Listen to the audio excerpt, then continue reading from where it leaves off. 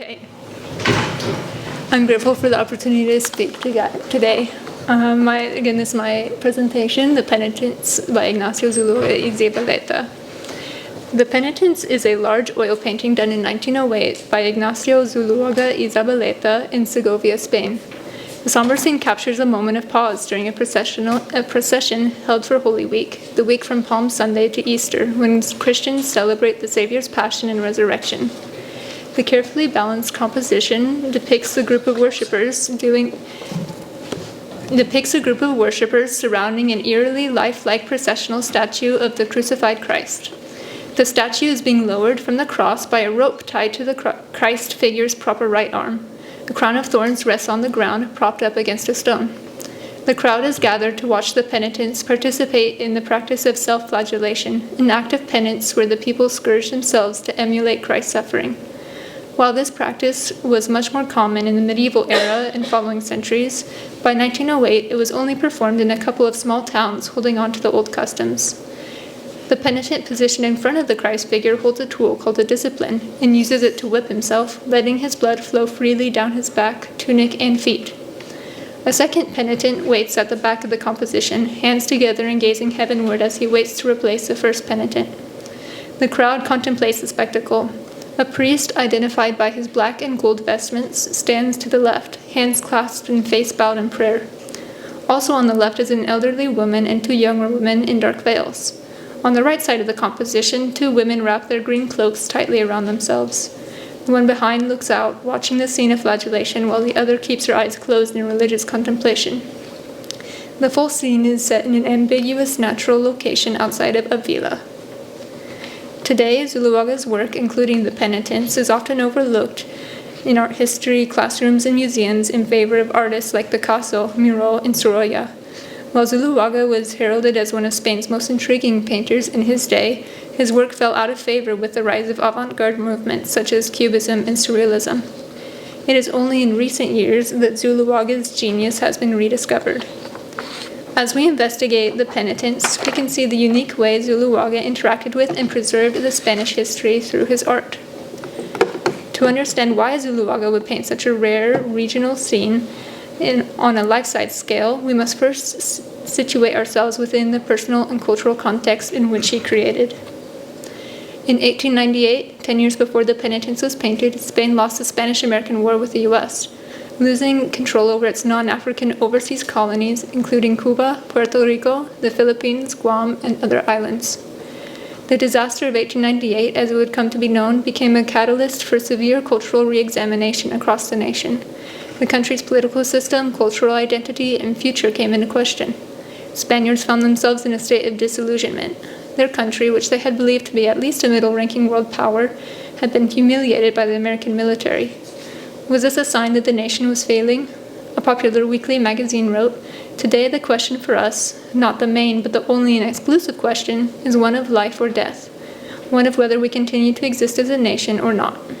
Spain did continue, but not without turmoil. Spain had to figure out how to move forward. To produce an answer, Spaniards had to decide what it meant to be Spanish. Virtually all Spaniards agreed that their country was in a state of degradation, but different groups pointed to different organizations as perpetrators of the nation's decline, in turn coming to different conclusions on how to restore and refresh the Spanish soul. Progressive circles frowned at Catholicism, fearing that the religion was causing Spaniards to become too passive and docile. The Catholic Church, however, which had been central to the Spanish culture for centuries, thought that the rise of rationalism and the loss of religious integrity had led to the nation's decline. Members of the generation of 1898, a literary group, advocated for the protection of regional customs and traditions.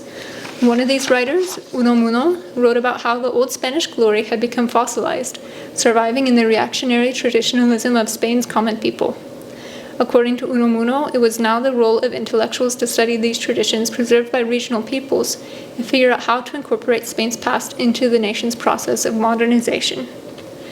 Too much focus on preserving regional culture and customs, however, could be detrimental. A few Spaniards in Catalan felt so strongly about their regional identity that they tried unsuccessfully to secede. While other European countries started to modernize, Spain was caught in a cultural tug-of-war between the past and the future.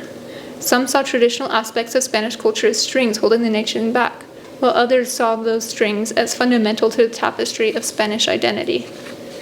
This was the Spain that Ignacio Zuloaga interacted with when he painted the Penitents. Born in Basque Country in 1870, Zuloaga taught himself to paint by studying the works of the Prado Museum in Madrid.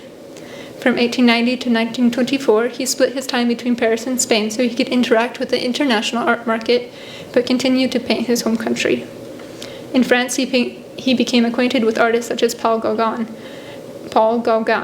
Edgar Degas, and Auguste Rodin. His big artistic influences, however, always remained El Greco, Diego Velázquez, and Francisco de Goya, three of Spain's great masters.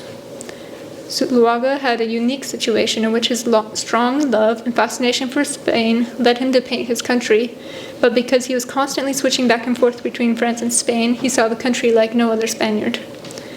Leonce Benedite, an early 20th century French art historian and curator, eloquently summarized Zuloaga's particular position this way, quote, "A Spaniard at heart, he has a keen understanding of the genius of his race, and he perceives its essentially distinctive characteristics like no other.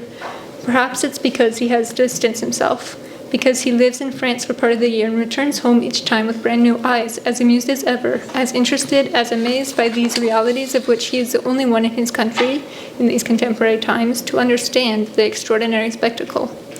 It is perhaps also because these great old masters, whose tradition he was going to take up, were no longer even understood in their own country, and were hardly followed except by the French, which made Zuloaga a unique figure in modern Spanish production." Close quote.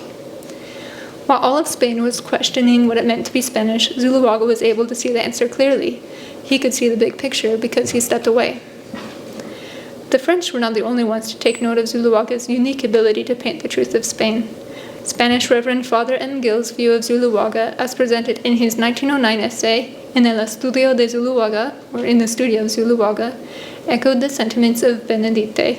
In this essay, Father Gill recounts his experience visiting Zuloaga's studio in Segovia, his thoughts about the Penitents, which Zuloaga was in the process of completing, and what the painting said about the artist.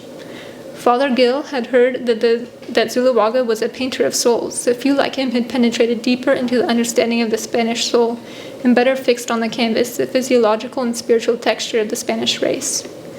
Seeing the Penitents, Father Gill had to agree with that assessment.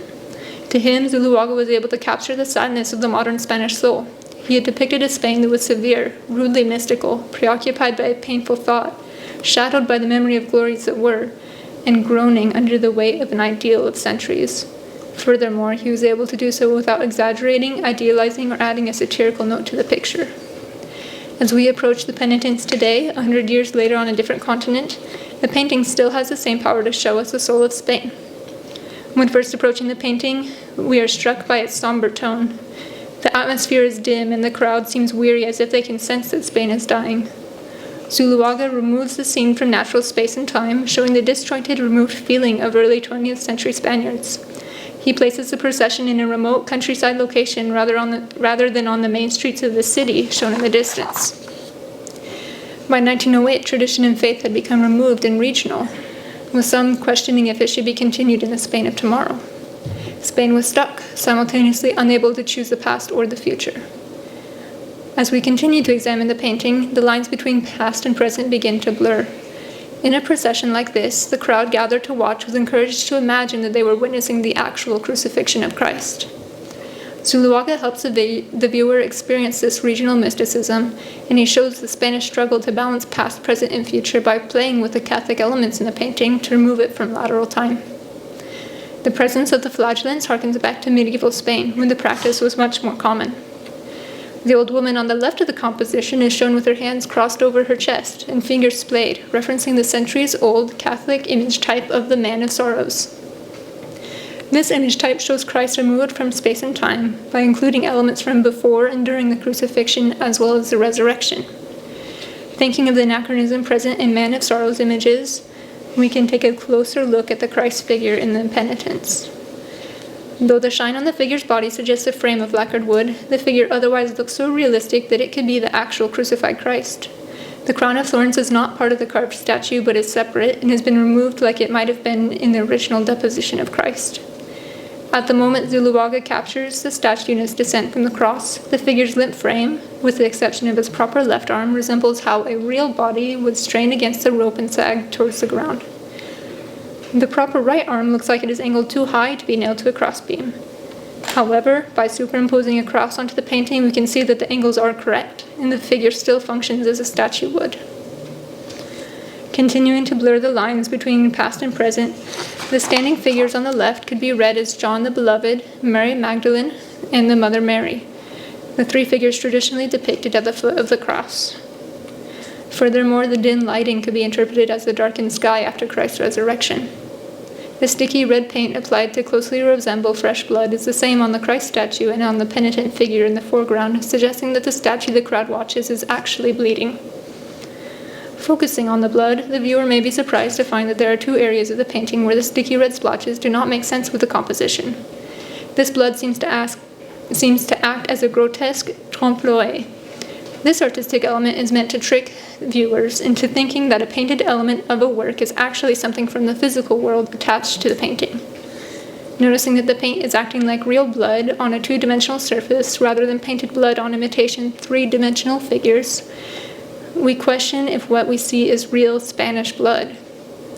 If so, that would mean that Spain is bleeding. But of course, we realize once again that the paint is just paint. The trompe-l'oeil come to suggest that, like the penitents, Spain is bleeding of its own accord. The only question is if the blood is righteous or barbaric.